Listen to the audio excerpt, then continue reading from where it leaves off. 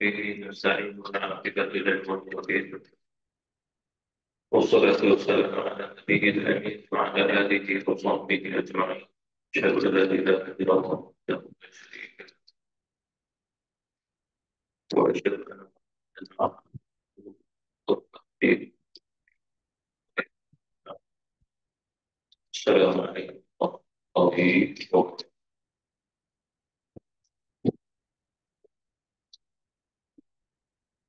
Terlihat kembali sambungan ayat yang ke-60 telah saya bacakan semalam tentang tafsiran ayat pada ayat yang ke-60 dan juga ayat ke-61. InsyaAllah kita sudah kembali berkaitan dengan firman Allah Subhanahu wa Ta'ala. Qala ya qawmi laysa bi dhalalatin fa'udhu min asyaitanir rajim. Bismillahirrahmanirrahim. Qala ya qawmi laysa bi dhalalatin walakinni rasulun min rabbil alamin. أبلغكم رسالات ربي وأنصح لكم فأعلم من الله ما لا تعلمون. صدق الله العظيم. Ini akan tetapi diriku ini Rasul orang Rasul bila dia mana dia lakukan segalanya ada bila ada Allah Subhanahu wa Ta'ala dan sifat rububiyahnya. Dia ada yang mentadbir, dia mengatur, yang mendidik, dia menguruskan seluruh makhluk. Seseorang itu yang mendidik tidak mungkin akan menggunakan satu bantuan untuk menyesatkan manusia kepada dari dia didik menyesatkan maka tidak sebagai yang mendidik tetapi Tuhan kita Rabbil Alamin. Dia mendidik, dia menterbiah, dan juga dia memberi bantuan. Jadi apabila Nabi Nuh alaihi salatu wassalam mengatakan walakinni rasulun min rabbil alamin, Nabi Nuh alaihi salam dia juga Allah untuk mendidik, menterbiah, beri bantuan kepada kaum yang dia dapat daripada siapa? Allah Subhanahu wa Ta'ala. Ada lagi wahyu. Oleh kerana itu dikatakan Rasul min Rabbil Alamin. Itu kata. Bahkan bukan itu saja. Apabila dikatakan Rasul min Rabbil Alamin di sini, bahkan kita Allah Subhanahu wa Ta'ala sebagai Rabbil Alamin, dia menurunkan syariat untuk membimbing manusia kepada arah yang sebenarnya, untuk memperbaiki manusia dan menyempurnakan kehidupan manusia dan kehidupan yang sebenarnya. Bagaimana telah kita ketahui bahawa sebenarnya kita memang hidup, tetapi hidup kita masa depan dalam kehidupan itu sendiri. Bila manusia itu keluar dalam makna kehidupan, maka dia seorang orang yang mati pada hakikatnya. Jadi itu apa maknanya? Maknanya kehidupan adalah manusia itu mendapat didikan daripada penciptanya Allah Subhanahu wa Ta'ala. Maknanya kehidupan adalah dia mendapat bimbingan daripada penciptanya Allah Subhanahu wa Ta'ala. Dan juga maknanya kehidupan itulah dia mendapatnya untuk menyempurnakan makna kehidupan itu sendiri daripada penciptanya iaitu Allah Subhanahu wa Ta'ala. Lalu ditanya mengapa datang Allah menisbatkan Rabbil Alamin daripada Tuhan SWT, maka jawapannya adalah kerana Allah Subhanahu wa Ta'ala yang telah menciptakan manusia. Allah Subhanahu wa Ta'ala telah menyiapkan, menyediakan buat manusia segala keperluan yang diperlukan bagi manusia itu sendiri. Dan dia adalah Allah Subhanahu wa Ta'ala Rabbil Alamin, dan Allah telah menundukkan seluruh alam ini sebagai satu nikmat Bahkan alam ini Allah Subhanahu wa taala tundukkan juga kepada orang-orang kafir. Orang yang nikmat untuk orang kafir, nikmat itu tunduk pada dia. Sehingga dia boleh makan, sehingga dia boleh minum. Maknanya itu semua rezeki yang ditundukkan pada dia.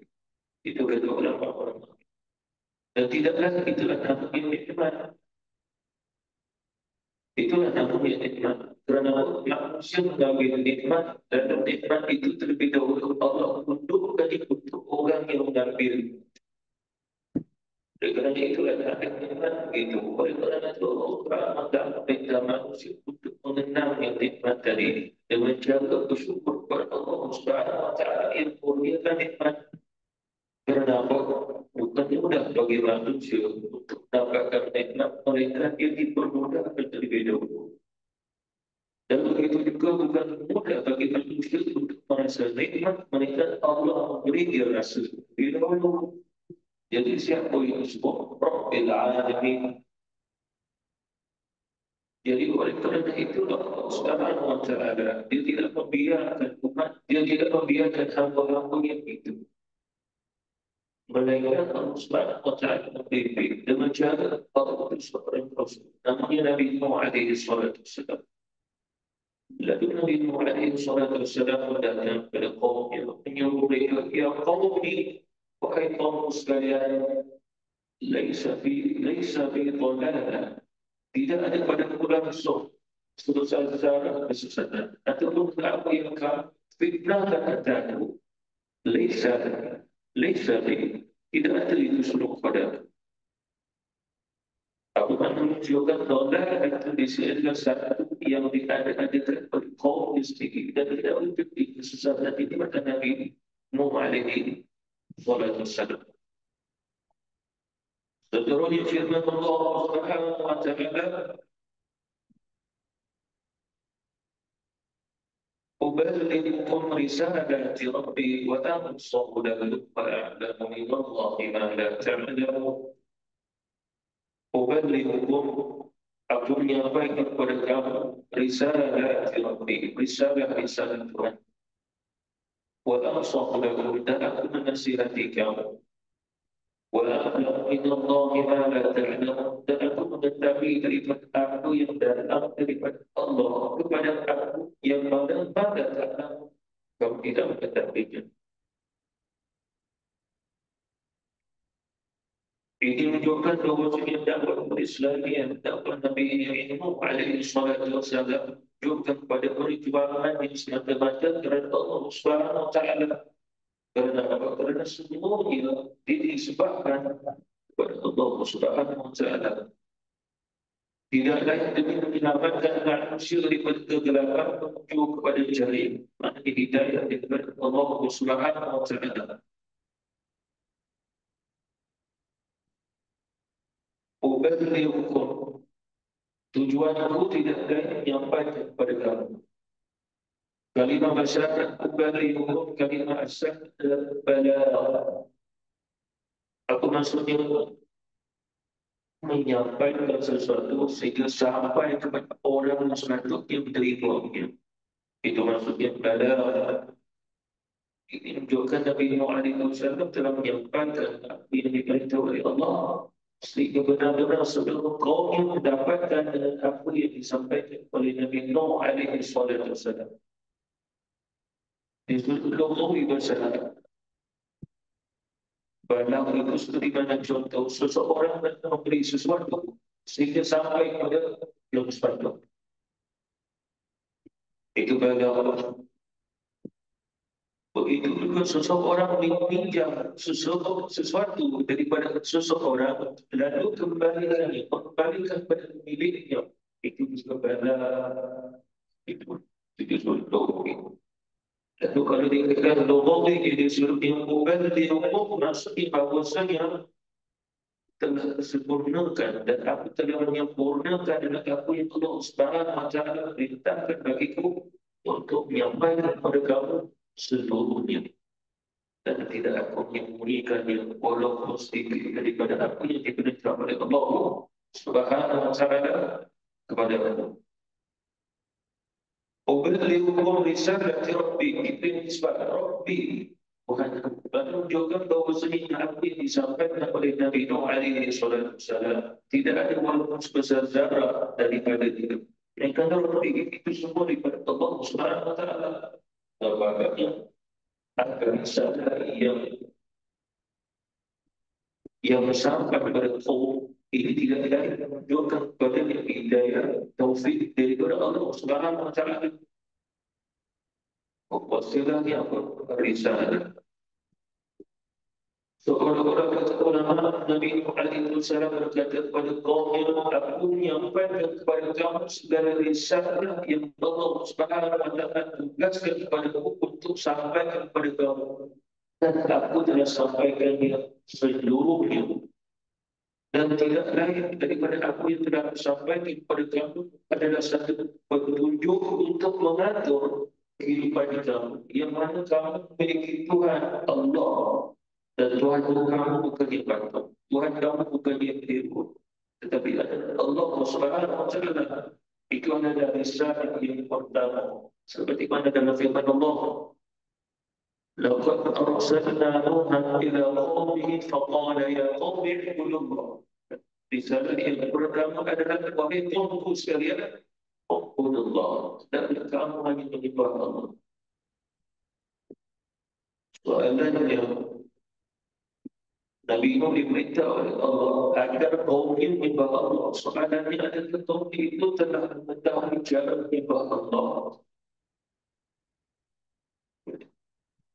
So, di mana dalam Islam Allah mengajar kita melalui firman-Nya, la yukallifullahu nafsan illa wus'aha. Itu. Kemudian firman Allah Subhanahu wa taala, wa aqimus shalah. Firman Allah yang wa aqimus shalah li dzikri. Apa maknanya? Perintah. Perintah. Kata ulama-ulama kita, Allah tidak perintah memberikan hidayah atau perintah sampai lebih dahulu. Cara yang menyempurnakan atau melaksanakan perintah telah sampai terlebih dahulu sebelum Allah perintah. Apa maksudnya di sini? Tuh. Yang pertama, apabila seseorang itu sampai kepada bulu itu di akhir balik. Ayat tentang waqimus shalah belum sampai pada dia. Belum sampai pada dia. Tetapi di dalam hati ada makna Allah hanya memerintahkan untuk dia Allah diibadahi, disembah. Itu yang pertama. Karena apa? Itu fitrah. Itu fitrah. Yang kedua adalah melalui syariat. Jadi tidak perintah solat itu sampai melalui syariat dan tidak lain wajib melaksanakannya. Jadi apa maknanya di sini? Maknanya Allah tidak perintah mereka kita mampu melaksanakan perintah. Seperti itu maknanya. Lalu bila Allah Subhanahu wa taala perintah Nabi Nuh, wahai Nuh, bagi tahu kepada kaum, ubudullah, sembahlah Allah. Apa maknanya? Maknanya adalah Nabi Nuh dan umat yang mengetahui kaidah menyembah Allah Subhanahu wa taala dengan cara mengakui Allah sebagai pencipta. Itu kaidah. Itu kaidahnya. Mengakui Allah sebagai pencipta itulah maksudnya menyembah Allah Subhanahu wa taala. Itulah maksudnya ubudullah. Itulah maksudnya subhanallah. Barang siapa yang mengakui Allah sebagai pencipta dan menafi dan selain Allah pencipta, maka dia telah menyembah Allah Subhanahu wa taala. Itu dasar ibadah kepada Allah Subhanahu wa taala. Oleh kerana itu dan isbatnya nafi perlu ada dalam diri seseorang. Oleh kerana itu kalau ditanya apakah selain Islam tidak diterima ibadah, lalu ditanya kembali ibadah itu untuk siapa? Perintah-perintah dan ibadah itu siapa yang perintah? Itu ditanya kembali itu. Disebabkan ada soalan ditanya. Di akhirat ada syurga. Lalu Allah Subhanahu wa Ta'ala memasukkan orang yang beriman dalam surga dan orang yang beriman yang masuk. Maka ini tidak adil katanya. Tidak adil. Allah cipta surga. Allah memasukkan orang beriman itu dalam surga. Orang yang tak beriman tak masuk surga. Lalu dia kata apa? Tidak adil. Lalu kita kembali bertanya, siapa suri surga dari Allah? Bagaimana kamu tahu Allah Subhanahu wa Ta'ala siapa surga? Bagaimana kamu tahu Allah pencipta surga? Allah itu siapa bagi kamu? Dia Tuhan. Tuhan siapa? Bukan umat Islam. Kamu kalau Islam tidak. Lalu aku kena dengan kamu yang tidak Islam. Lalu umat Islam masuk surga, kamu tak masuk. Aku tidak adil. Kamu kena-kenanya. Jadi jawabannya apa? Bagi orang di dalam hatinya penuh dengan kegelapan, kesyirikan, kebatilan, kesesatan, itulah pemikiran mereka, itulah akal mereka. Dia tidak boleh membezakan Islam dan yang bukan Islam.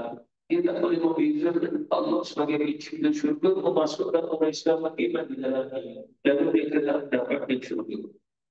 Cuma soalannya dalam agama mereka, mereka menyembah Tuhan mereka tak cipta syurga sehingga mereka mahukan syurga daripada Tuhan umat Islam. Jawapan Rasul mereka juga memiliki Allah sebagai Tuhan, tapi mereka menolak untuk menyembah. Cuma soalannya lagi, mereka menolak untuk menyembah Allah. Adakah kerana mereka tak mahu mengenal dan menyembah Allah? Jawapannya tidak. Mengapa ini? Kerana mereka mahu menyembah selain daripada Allah. Kemampuan itu wujud. Kemampuan itu wujud. Apa maknanya mereka mampu sembah selain daripada Allah. Seperti mana kata ulama akidah dan sunnah wal jamaah, seseorang itu kafir dan usul, seseorang itu beriman dan usul juga. Lalu apa maknanya? Dia berusul menyembah selain daripada Allah Subhanahu wa Ta'ala. Dia berusul. Jadi usul itu wujud. Menyembah untuk menyembah itu wujud. Ya, wujud. Dan kerana itulah datang Rasul, datang Nabi bagi tahu jangan sembah selain daripada Allah Subhanahu wa Ta'ala. Nabi Manullah, malah min ilahin ghairuh. Disebabkan apa? Tidak ada buat kamu Tuhan selain daripada Allah Subhanahu wa Ta'ala. Hanya soalan yang mengaku disebut min ilahin ghairuh. Tidak disebut min ilahin ghairullah. Kerana Allah, kerana telah disebut oleh Allah, Ubudullah. Jadi maknanya adalah Nabi Nuh telah mengenal Allah.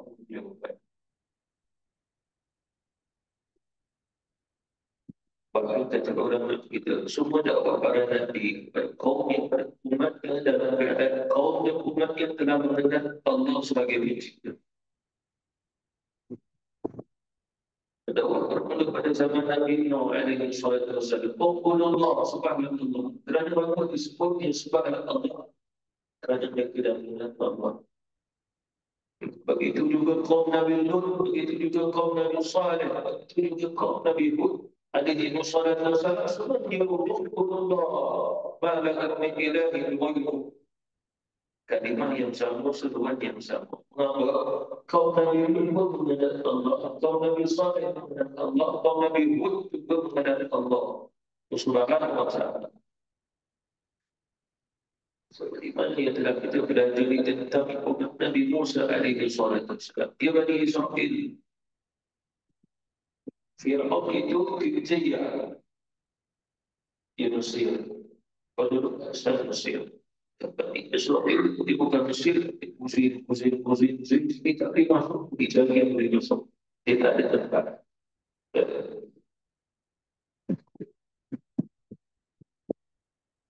Dari Allah Subhanahu wa Ta'ala minta Nabi Musa kita kepada Fir'aun dan sehingga kita telah pelajari persoalan ditanya, adakah Nabi-Nya dan adakah Fir'aun dan Allah Subhanahu wa Ta'ala? Jawapannya iya. Qala sama rabbukuma ya Musa. Siapakah Tuhan kamu itu, wahai Musa? Kalimah roh Tuhan tidak muncul sehingga orang itu mengenalnya. Jadi soalannya bagaimana manusia boleh mengenal roh itu, pencipta itu, jawabannya kerana fitrah.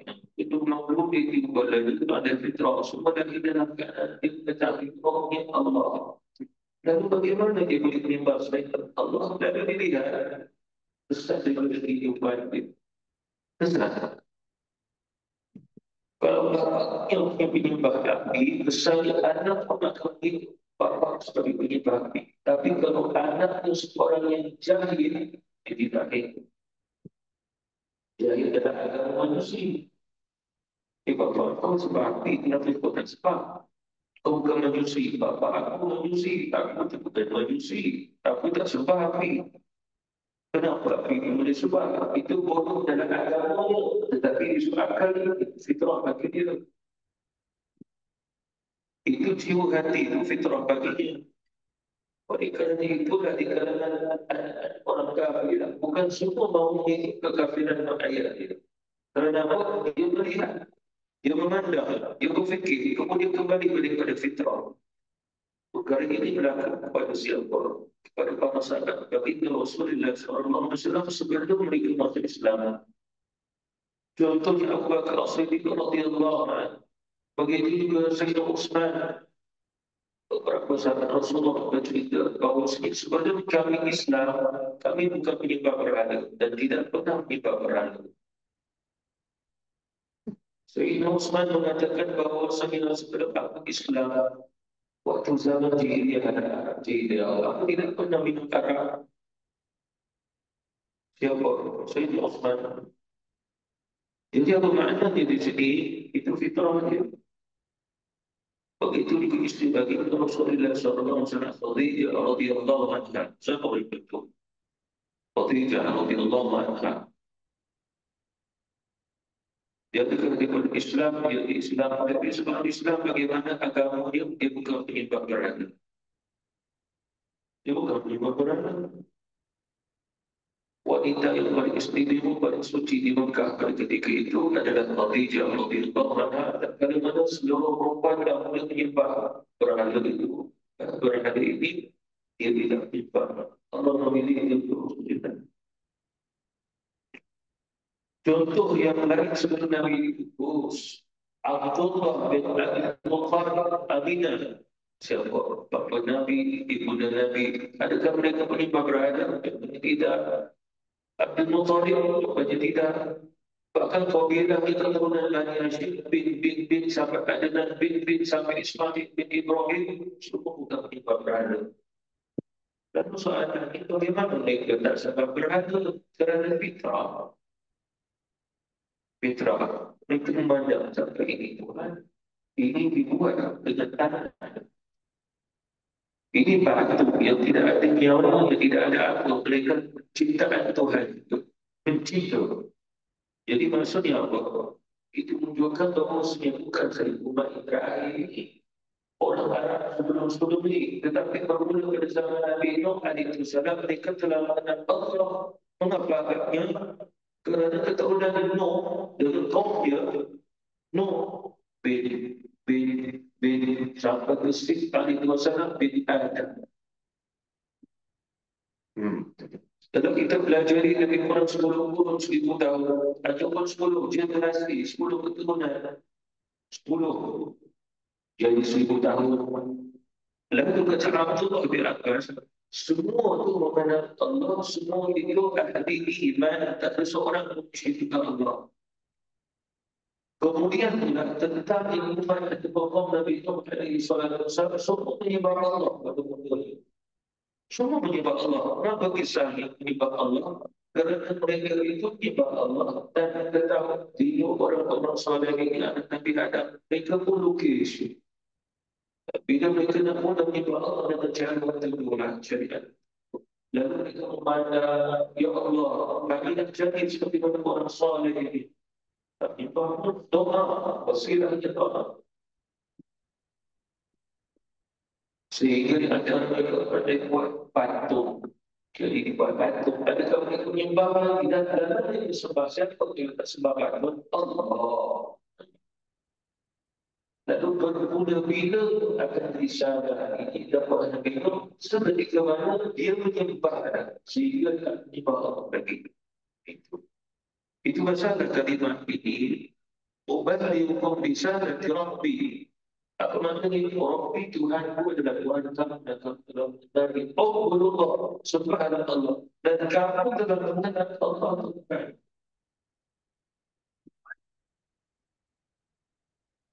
Ubalighukum risalati Rabbi. Kalimat risalati di sudut lughwi bahasa Arab jamak menunjukkan bukan satu risalah tetapi banyak risalah. Bila saya disebut Nabawi Masyarakat kalimat jamak ini menunjukkan bahawa maknanya lebih mendalam berbanding kalau jamak itu faham. Kalau sekiranya ubalighum risalati Rabbi, saya risalahkan. Tapi risalati Rabbi banyak dan mendalam. Kerana apa? Kerana dakwah Nabi Nuh alaihi salam tidak pernah mengganggu kepada yang mana-mana yang Nabi Muhammad sebelum ini. Kerana ia model berdakwah.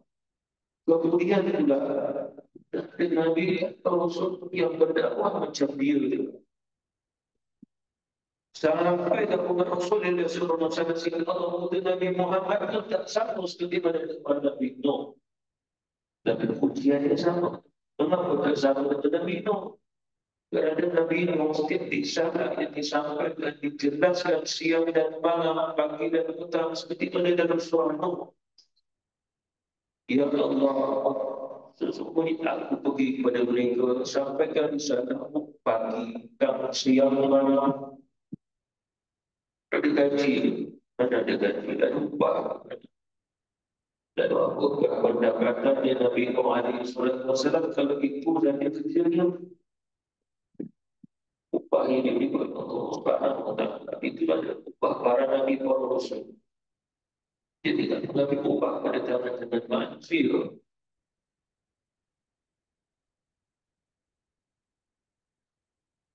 Ubalighukum risalati Rabbi. Maksudnya di sini adalah menegaskan bahawa kesinambungan yang wahyu. Seperti mana contoh Allah juga mewahyukan kepada Nabi Sid alaihi salam. Sid yang mendapat isi dalam wahyu menjadi 10 suhuf. Sebagai orang kata 30 suhuf. Sebelumnya ayahnya Nabi Adam alaihi salam terima wahyu lalu dikumpulkan menjadi 10 suhuf. Ini apa? Ini risalah tadi. Lalu semua risalah ini tidak dari kesinambungan wahyu ilahi. Oleh kerana itulah bila seorang Nabi diutus oleh Allah Subhanahu wa Ta'ala, setiap Rasul itu nak sambung kembali dengan panduan hidup melalui wahyu tadi. Nampaknya kerana perkara dakwah sama. Seperti mana Allah sallallahu alaihi wasallam dakwah kepada kita dengan 2 kalimah syahadah. Dakwah yang para Nabi Rasul yang terdahulu juga adalah sama. 2 kalimah syahadah. Dan mereka mempunyai syariat seperti mana umat Rasul yang terdahulu syariat itu juga memiliki syariat. Seperti mana syariat Nabi Muhammad SAW dakwah.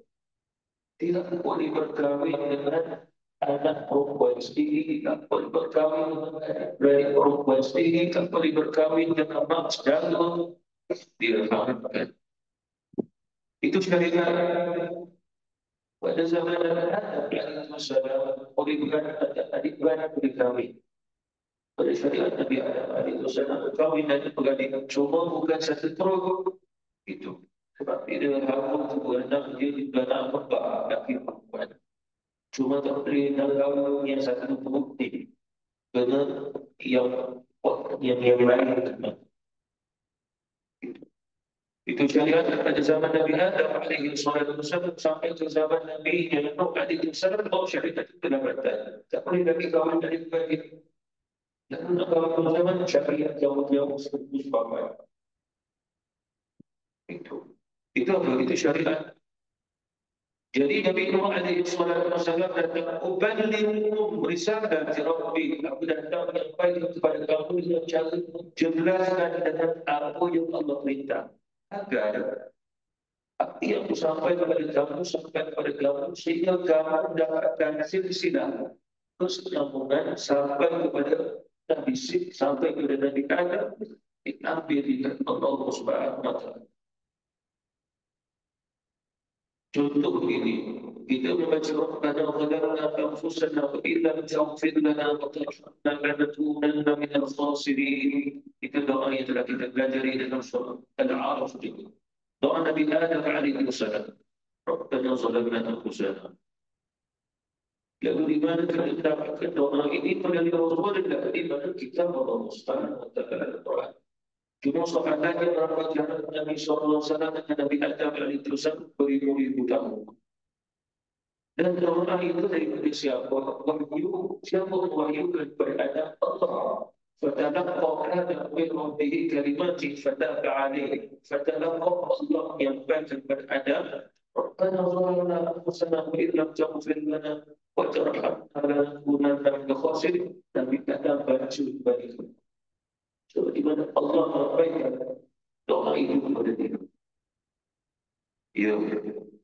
Cuma soalannya, adakah doa ini dibaca dulu? Bukan Rasulullah saja, setelah dalam Quran tidak semua umat memiliki doa tersebut.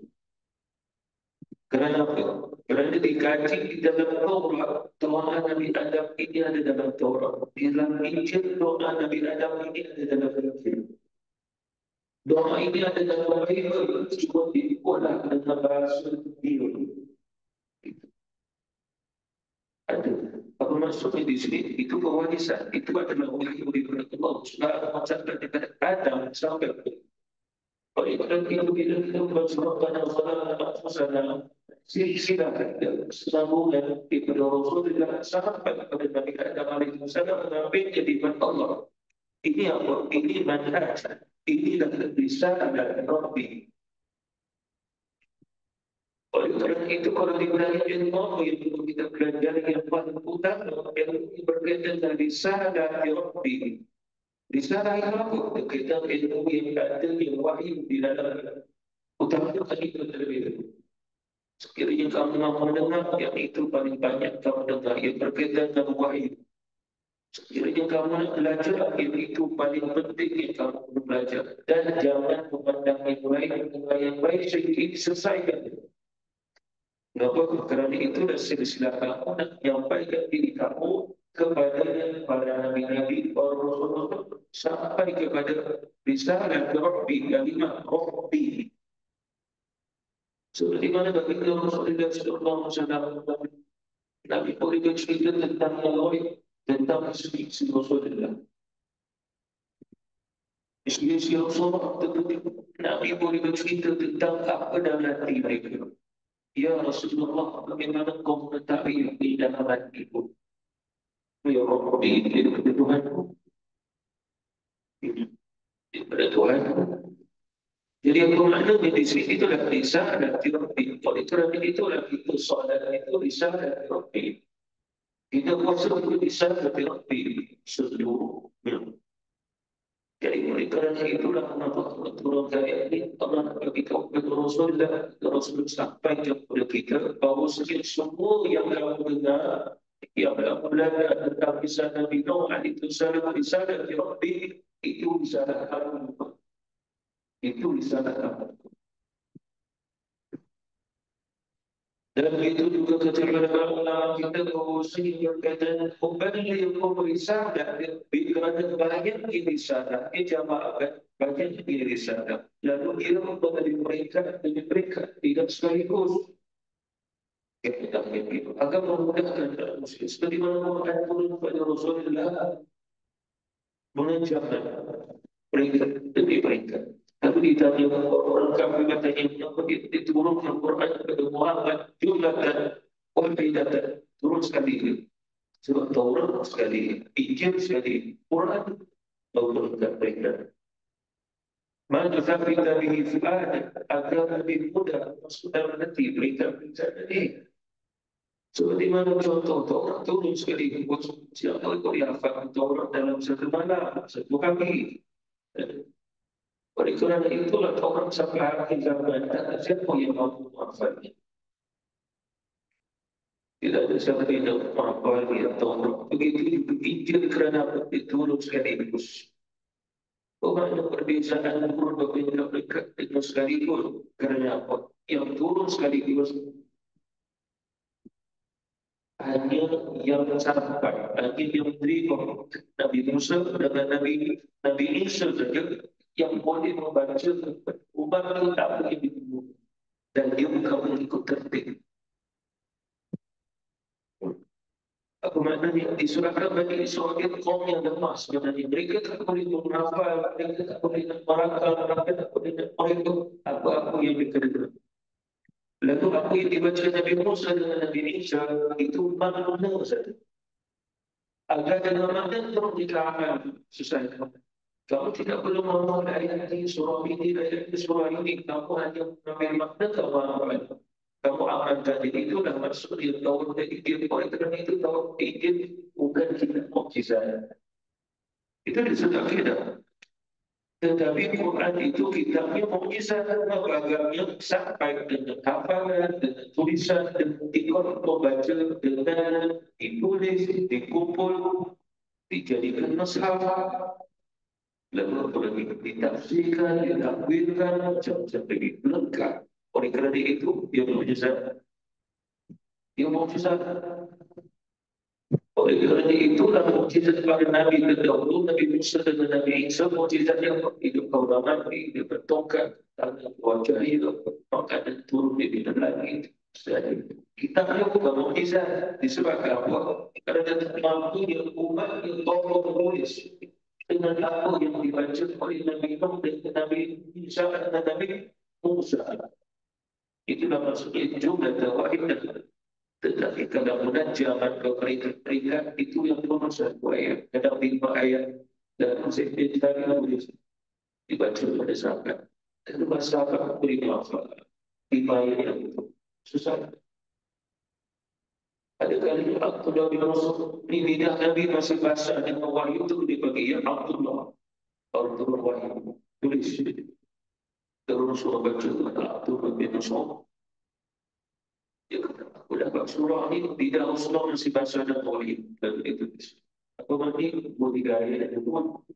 Itulah maksudnya Rasulullah SAW berada itu risalah Rabbi, risalah dari Allah.